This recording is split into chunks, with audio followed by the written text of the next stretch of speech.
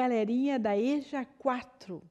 Estamos começando nossa aula de hoje sobre problemas sociais contemporâneos. Hoje, especificamente, trataremos o tema machismo, partindo dessa ideia através de leitura de tiras de Alexandre Beck e das observações das relações humanas em nossa vida em sociedade. Começaremos a tratar a questão de gênero para fortalecer a educação em direitos humanos, valorizando e respeitando a diversidade. Este tema ele está presente na vida de todos nós, homens e mulheres, desde a escolha da primeira roupinha do bebê. O que você pensa a respeito? Todo mundo sabe que o machismo é um fato, mas qual é o meio de divulgação dos fatos? É o jornal. E dentro dele, os fatos são veiculados através de um gênero textual chamado reportagem. Na reportagem, é comum o jornalista selecionar e organizar as informações de acordo com uma ordem, uma hierarquia dos fatos. Ao fazer isso, ele já imprime uma maior ou menor importância aos fatos apresentados. Essa escolha revela uma marca de subjetividade, de pessoalidade nas reportagens. Vamos aos fatos. Educação em Cena News em ação. Direto de nossos estúdios, fala a repórter Edinara Bernardes. A sala de redação informa a notícia da hora quentinha para você. Mapa da Violência 2020. Homicídio de mulheres no Brasil. No atual contexto sócio-histórico do Brasil, questões que envolvem gênero estão intimamente relacionados a vários tipos de violência cometidas no país. Segundo o Mapa de Violência 2020, homicídios de mulheres no Brasil, estima-se que 4.762 mulheres foram vítimas de feminicídio, o que aponta um crescimento de 252% desde 1980. Em relação aos homicídios motivados por transfobia, o Brasil ocupa o primeiro lugar, de acordo com o site internacional TransRepec. Esses dados indicam que no país o machismo precisa ser combatido para que o gênero e a violência não continuem andando juntos. Por esta razão, nos últimos anos, militantes têm lutado para diminuir a privação de direitos humanos para minorias de gênero, culminando em políticas como, por exemplo, a criação da Lei Maria da Penha, que aumentou as punições para casos de violência doméstica. E os diversos projetos de lei que estão em tramitação, pelo menos em 17 estados do Brasil, que garantem o uso do nome social para pessoas transexuais. De olho no fato, a notícia chega até você. Repórter Edinara Bernardes fecha sua participação. Educação em Cena News e você, tudo a ver. Por outro lado, essas iniciativas não ocorrem de maneira fácil e não dão conta de eliminar todos os problemas relacionados ao gênero, fazendo-se necessário que mais ações aconteçam em diferentes instâncias. Que tal utilizar as tecnologias como aliadas? A forma com que a mulher é representada nas mídias, nos livros literários, também é um tema que está em pauta durante as aulas. É importante observar e analisar a imagem da mulher nas obras de arte, na mídia, nos comerciais, nas novelas, nos filmes. Você conhece mulheres que marcaram época na história? E em sua comunidade?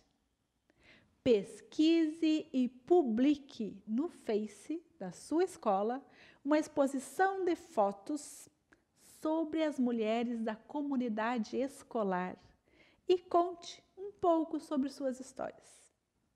Valorize as vozes femininas próximas a você. Crie campanhas de sensibilização pelas redes sociais, em forma de mensagem espontânea, usando uma hashtag mulheres. Vamos fazer uma atividade. Ouça uma referência feminina em sua casa e peça para ela lhe contar sobre suas histórias. Você não precisa sair de casa. Agora, vamos entender o gênero textual artigo de opinião. Foca aí. A partir da explicação, dos conhecimentos que você reuniu, nas pesquisas que você fez, nas entrevistas, elabore um artigo de opinião sobre o tema machismo. Nele deve constar uma introdução, a sua opinião e um fechamento. A partir do gênero machismo, vamos estudar o gênero textual da língua portuguesa, manchete de jornal. Deixo-vos com Edinara Bernardes. E agora, direto de nossos estúdios, Edinara Leão, com as manchetes do dia, em nosso Educação em Cena News. Mulheres no esporte. O tabu e a história por trás da pouca representatividade feminina. A sociedade machista e o esporte. Apesar do ingresso de mulheres em quase todos os esportes, ainda é grande a discriminação sexual neste campo. Machismo freia crescimento do futebol feminino na América do Sul. O esporte é direito das mulheres, mas desigualdade persiste. 40% das mulheres no esporte enfrentam discriminação de gênero. De nossos estúdios, Edinara Leão, no Educação em Cena News e você. Tudo a ver. O que você sabe sobre isso? Em sua opinião, existe machismo em nossa sociedade? De que formas ele aparece na nossa sociedade e no esporte? Você conhece alguma mulher que tenha sido vítima do machismo? Tem conhecimento de atos preconceituosos ou machistas em nossa sociedade? Ou em sua sala de aula? Bom, agora passamos à produção do artigo de opinião, do seu artigo de opinião. A partir do conteúdo das tiras, aquilo que você sugeriu, você vai fazer a sua produção. Aquilo que você viu na reportagem, nas manchetes, acima expostas, e você vai posicionar-se. Você vai escrever a sua opinião sobre o fato. E assim termina a nossa aula de hoje, com a sua opinião sobre o fato, um artigo de opinião. E esse nosso tema tão importante, nós sabermos os dados, conversarmos com as pessoas, esclarecermos coisas, escrevermos, passar o conhecimento adiante, porque o conhecimento combate a ignorância. Posicione-se, defenda o seu ponto de vista. Seja você menino ou menina, ajude a combater o machismo em nossa sociedade. Até o próximo encontro. Bye! Da TV Eu Vejo Você. Edinara Leão Educação em Cena e você. Tudo a ver.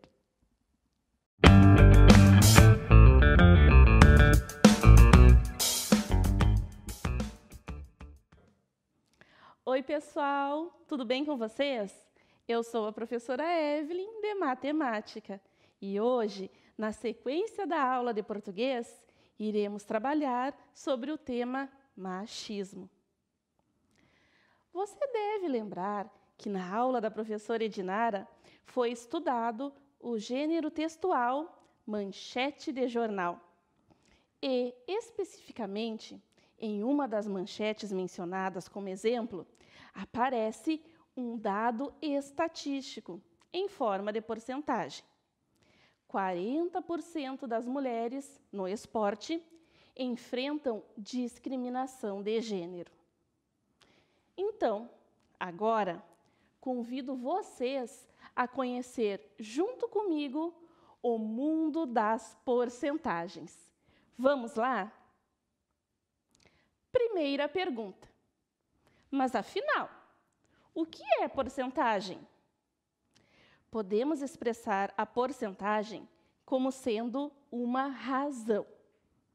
Em outras palavras, podemos expressá-la como sendo uma fração em que o seu denominador é igual a 100. Uma porcentagem pode ser expressa de maneira formal, isto é, aquela que utiliza o símbolo de porcentagem, ou na forma de fração, como acabei de mencionar, e também na sua forma decimal.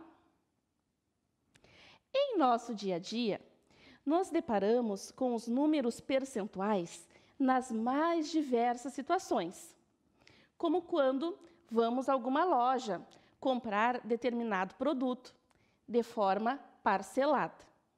E o vendedor nos informa que a taxa de juros é de 1,2% ao mês, por exemplo. Ou até mesmo quando as lojas anunciam promoções e descontos para compras à vista. Enfim, a porcentagem está presente no ramo financeiro e também na estatística, contribuindo significativamente na tabulação e explanação dos dados e informações para a nossa sociedade. Mas então, vamos retornar ao exemplo da aula de português e entender o que esta informação significa. Primeiro passo: como representar 40% na forma de fração? No denominador da fração fica o número 100 e no numerador colocamos o número 40. Mas, pessoal, vou perguntar uma coisinha. Vocês recordam o que é numerador e denominador de uma fração? Relembrando, o denominador representa em quantas partes dividimos o todo, e o numerador indica quantas partes consideramos do todo. Pois bem, o que significa dizer que 40% das mulheres no esporte enfrentam discriminação de gênero? Significa que de cada 100 mulheres, existem 40 delas que, infelizmente, sofrem discriminação de gênero. Então, a partir do que vimos na aula de hoje, deixo alguns questionamentos para vocês. Número 1. 40% das mulheres representa mais ou menos da metade das mulheres? Por quê? Número 2. Como você visualiza essa informação? Qual é o seu posicionamento sobre esse tema? Número 3. Em um universo de 100 mulheres, em que 40% delas sofrem discriminação de gênero e as outras não? Qual a porcentagem que representa a quantidade de mulheres que não sofrem esta discriminação? Então, pessoal, vou ficando por aqui. Um grande beijo da professora Evelyn. Fiquem bem e até a nossa próxima aula.